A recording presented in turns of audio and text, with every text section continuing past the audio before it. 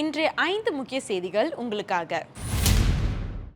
உச்ச நீதிமன்ற ஆணையராக சுஷில் சுகுமாரன் நாயர் நியமிக்கப்பட்டுள்ளதாக பிரதமர் அலுவலகம் புதன்கிழமை அறிவித்துள்ளது. கிட்டத்தட்ட 35 ஆண்டுகளை சட்டத்துறைக்கு அர்ப்பணித்த அவர் ஏப்ரல் 1ஆம் தேதி ஆணையராக பொறுப்பேற்பார். அமெரிக்க அதிபர் டொனால்ட் ட்ரம்ப் அமெரிக்க தொழில் முனைவரான அஞ்சி சின்ஹாவை சிங்கப்பூருக்கான தூதராக நியமிக்க பரிந்துரை செய்துள்ளார். யூஹ்வா தனி தொகுதியின் எல்லை மாற்றம் எதிர்பார்க்கப்பட்டது என்று அத்தொகுதியின் நாடாளுமன்ற உறுப்பினர் கிரேஸ் ஃபூ புதன்கிழமை தெரிவித்தார்.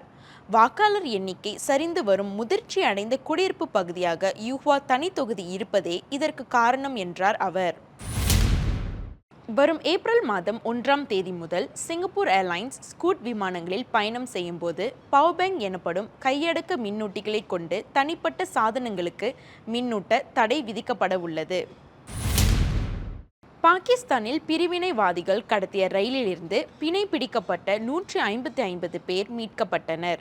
பாகிஸ்தான் பாதுகாப்பு படை மேற்கொண்ட அதிரடி நடவடிக்கையில் 27 போராளிகள் சுட்டுக் கொல்லப்பட்டனர். இது குறித்து கூடுதல் தகவல்களுக்கு தமிழ் முரசை நாடுங்கள். தமிழ் முரசுக்காக அனுஷா செல்வமணி.